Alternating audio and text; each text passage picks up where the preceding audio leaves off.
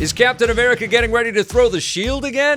CD Projekt SA releases an apology for Cyberpunk 2077. And we don't have long to wait for Kenna Bridge of Spirits and some other big PS5 games. All that and the latest and everything cool today in The Rundown.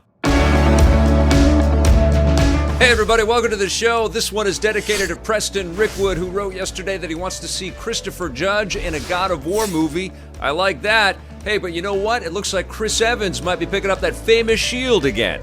After the incredible battle of Avengers Endgame, Captain America passed on the shield to Sam Wilson, also known as the Falcon, played by Anthony Mackie, and it looked like Chris Evans was going to be leaving the MCU for good, but now it appears that he might be coming back. Deadline reports through anonymous sources that they have that Chris Evans is in talks with Marvel to return to the MCU, not in brand new standalone Captain America movies, but more in a supporting position, similar to what Robert Downey Jr. did as Tony Stark and Iron Man in movies like Spider-Man Homecoming and also Captain America Civil War. And that could be very interesting because Captain America is such an iconic figure in Marvel Comics and comics in general, but obviously in the MCU as well. So it would be great for him to kind of take this leadership position, somebody that everybody could point to for some guidance. Of course, we're all very interested to see what's going to happen with Falcon and the Winter Soldier. It looks like there is at least one character in that series that's reminiscent of Captain America, and of course we don't know how Falcon becoming Captain America is going to work out either. So lots of questions left unanswered, but I for one am a massive fan of Chris Evans in this role. I love the three Captain America films. I think The Winter Soldier is my favorite of the three standalone Captain America movies.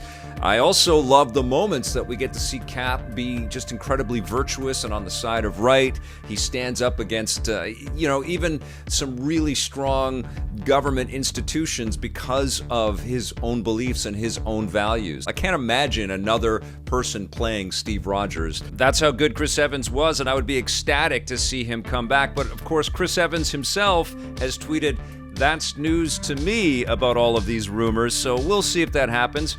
But let me know in the comments below what you guys think. Do you want to see Chris Evans come back, or do you want to see the MCU kind of veer in new directions and give lots of new upcoming actors opportunities to be new superheroes in the MCU? Or would you like to see Captain America pick up that shield and go right back into battle again? Okay, this is a weird pivot. We're going from the MCU to an honest apology from the makers of Cyberpunk 2077. The co-founder of CD Projekt SA, Marcin Iwinski, published a video on YouTube yesterday apologizing for the debacle that has been the Cyberpunk 2077 launch. He really wanted to stress that it wasn't the developers that made this mishap happen. This was all on management, including himself and some of the decisions that they made. He went on to explain that a lot of the problems that came to be with the development of the game were based around development during COVID-19 time and everybody working from home.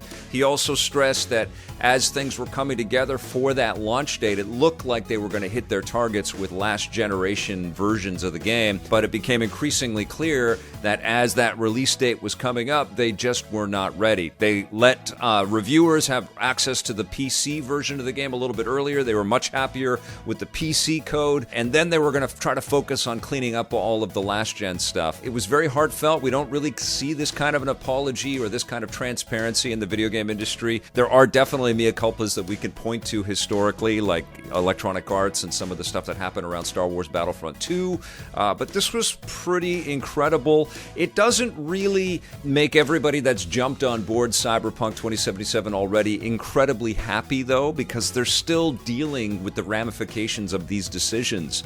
They've still got months of work ahead of them to just make the game playable on classic consoles, and the PlayStation 5 and Xbox Series X versions of the game, the sort of state-of-the-art, current-gen versions of Cyberpunk 2077 that we'd all like to be playing right now. Everybody that's got a new PS5 or a new Xbox out there, we'd like to be playing that game at the sort of highest fidelity.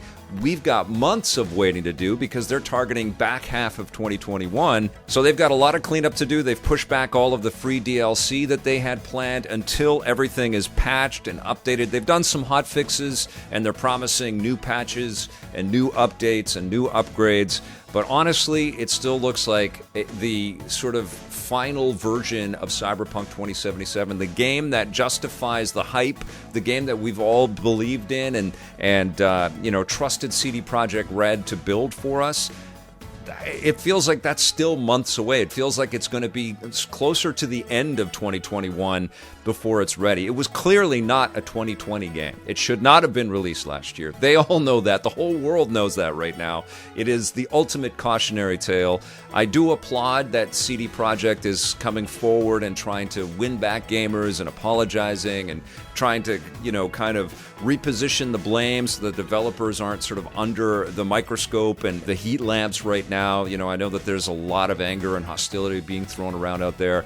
Honestly, I think most people are aware that it wasn't the developers that were scrambling to put this game together. It's not their fault. They were working under ridiculous time constraints and also, the insanity of trying to build all of this stuff, this incredibly ambitious title during the worst pandemic in a century. It's just unbelievable what that team has gone through already. And frankly, that kind of underscores my decision to kind of sideline Cyberpunk 2077 for a little while. I'll wait till more of those patches are in, until less of the glitches and the bugs are in there. I just don't want to experience the game that way. I don't want to be constantly picking it apart and annoyed by different things. I'm just happy that CD Projekt knows that they have some cleanup to do and some making up to do in the video game community, and it sounds like that's exactly what their plan is. Now, I missed this in my report on PlayStation's plans to make games into movies and TV shows yesterday, but it looks like we've got some release dates for some big PS5 games.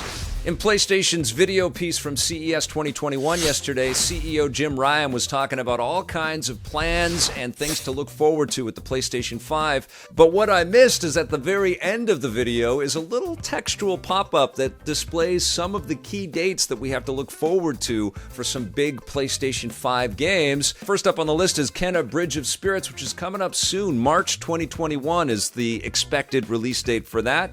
Also, Returnal, March 19th, 2021, so we don't have long to wait for that one. Solar Ash is June 2021. Stray, the one with the cats. I can't wait to play the one with the cats. That's coming out in October 2021. Ghostwire Tokyo, also in October. Little Devil Inside, which looks just absolutely incredible. That comes out in July. That's the expected release date. Project Athia comes out January 2022. The one that we're going to have to wait a little while for is Pragmata. That's that cool-looking sci-fi game from Capcom. That's supposed to come out in 2023. And when I say dates like 2023, I feel like I'm in a sci-fi game. That's just insane. I can't believe we live in the future. It's so cool. And of course, we've got two other big PlayStation 5 games that are supposed to come out this year. Ratchet & Clank Rift Apart and also Horizon Forbidden West. Both of those look phenomenal. And PlayStation has said that God of War Ragnarok is also going to come out this year, but that, of course, wasn't listed in any of the titles there. I don't think that's coming out this year. But it looks like we've got a lot to look forward to on the PS5 in 2021, which is great. We also have some pretty fun stuff to look forward to in 2021 on the Nintendo Switch. It's pretty hard to think of a better suited classic Nintendo game for the Nintendo Switch than Pokemon Snap, which was an old N64 title. Didn't blow me away when I played it on that platform, but it seems like a perfect fit on the Switch. Just that hybrid nature of being able to take the console and move it around and position it everywhere and take pictures of all your favorite Pokemon. Looks like this is going to be extremely cute with some cool technology and lots of lush, beautiful environments to explore. I'm looking forward to playing that one with my kid. And another cutesy character-based news, Sonic the Hedgehog is coming to Puyo Puyo Tetris 2. Sega released the information today that they've got free DLC with Sonic the Hedgehog included, and I was playing that game not too long ago thinking Sonic would make a great fit on this character screen. It's actually a really cool game. I've got it on the Switch, but it's out for the PS5, PS4, Xbox platforms. It's on PC. It's everywhere. And you get Puyo Puyo and you get Tetris, as the name implies. There's some pretty cool online battling. I got my butt handed to me every time I tried to play this game online, but it's pretty fun. There's some, some high-pitched character voices and stuff, which I found somewhat, I had to skip forward on some of those, but the gameplay is all there. It's super cool to kind of mix and match like that, and there's lots of different modifiers within the game design as well. So it's amazing to me, with games like Tetris Effect Connected and with Puyo Puyo Tetris 2, these gravity-based puzzlers show no signs of slowing down. Then speaking of cool downloadable content, there's a classic mode that's free to download for Bloodstained Ritual of the Night. Yes, the Koji Igarashi game that went through Kickstarter, took a while to get to us, but is still super cool. And now they've got a brand new classic mode that they revealed with this awesome retro trailer today. It looks like a lot of fun. It looks like something that will get me to re-download Bloodstained, and honestly, I can't wait to jump back in. Another cool trailer that dropped today is one for Outriders. This was all about the PC tech that's going to be included in the game. This is made by People Can Fly, the same developers that brought us Bulletstorm. It's being published by Square Enix, and it looks really cool. The PC tech is, of course, they're using the NVIDIA DLSS technology, which will help you increase the resolution without taking a big hit on your processors. And the game's also got NVIDIA Ansel support, so even though there isn't a photo mode in the game, you could use the NVIDIA Ansel tech to create awesome screenshots if you want to. The game's also got ultra widescreen support and all kinds of other PC goodies. There's a free demo coming to all kinds of platforms in February, so keep your eyes peeled for that. I can't wait to play Outriders. It looks like a blast. Hey, and listen, I just wanted to remind you before we go to enter our WandaVision Disney Plus contest on our Facebook page. That's facebook.com/Electric Playground. Answer that skill testing question, which is not that skill testing, and I'll pick and announce the winner tomorrow. Thanks for watching, everybody. Thank you to our longtime EPN supporters and members. Thank you to all of the new subscribers. I see you guys. We'll see you tomorrow, and until then, play forever.